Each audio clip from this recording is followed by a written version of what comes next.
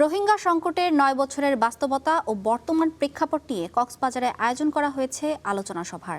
এই বিষয়ে জানতে সরাসরি যুক্ত হচ্ছি আমরা সহকর্মী মুহিবুল্লাহ মুহিবের সাথে।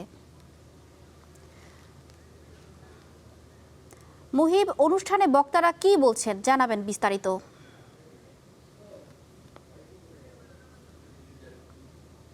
মিথিলা, আসলে কিছুক্ষণ আগেই মূলত সেমিনারটি শুরু হয়েছে। এটি মূলত নরওয়েজিয়ান যে রিফিউজি কাউন্সিল রয়েছে এনআরসি, তাদের সমন্বয়ে বাংলাদেশ সরকার এই সেমিনার এবং 2 দিনব্যাপী নানা কর্মসূচি রেখেছে। এখানে মূলত রোহিঙ্গাদের যেই কার্যক্রমগুলো রয়েছে, রোহিঙ্গা ক্যাম্প কেন্দ্রিক যে কার্যক্রম রয়েছে সেখানকার সঙ্গে যারা সম্পৃক্ত সেই সমস্ত কর্মকর্তারা এখানে উপস্থিত রয়েছেন। একই সঙ্গে রোহিঙ্গা শিশুদের হাতে তৈরি বিভিন্ন চিত্রকর্ম কিন্তু এখানে তুলে ধরা হয়েছে। ছবি এক্সিবিশন হিসেবে অনেক কিছু তুলে ধরা হয়েছে, রোহিঙ্গাদের ইতিহাস থেকে শুরু করে সবকিছু এই কার্যক্রমের মধ্যে তুলে ধরা হয়েছে। এইখানে উপস্থিত হয়েছেন পররাষ্ট্র সচিব আসাদ আলম, তিনি সেমিনারটিতে অংশ নিয়েছেন এবং কিছুক্ষণ পরেই আসলে তারা তাদের যে কার্যক্রম সেইগুলোর বিষয়ে বা কোন ডিপার্টমেন্ট কি বিষয়ে কাজ করছেন তাদের বিষয়গুলো নিয়ে তারা তাদের কার্যক্রম কর্মপন্থা ঠিক করাকে কেন্দ্র করে বা রোহিঙ্গা প্রত্যাবাসন প্রক্রিয়াটি কিভাবে এগিয়ে নিতে পারবে বা রোহিঙ্গাদেরকে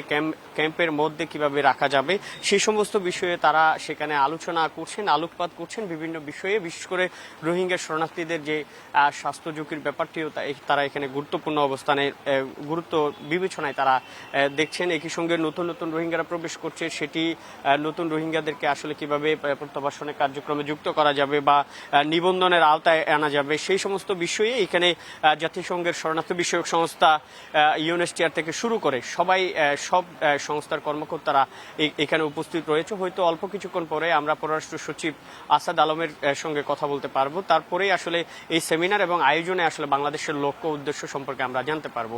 মিথিলা, এই ছিল আমার কাছে। ধন্যবাদ মুহিব।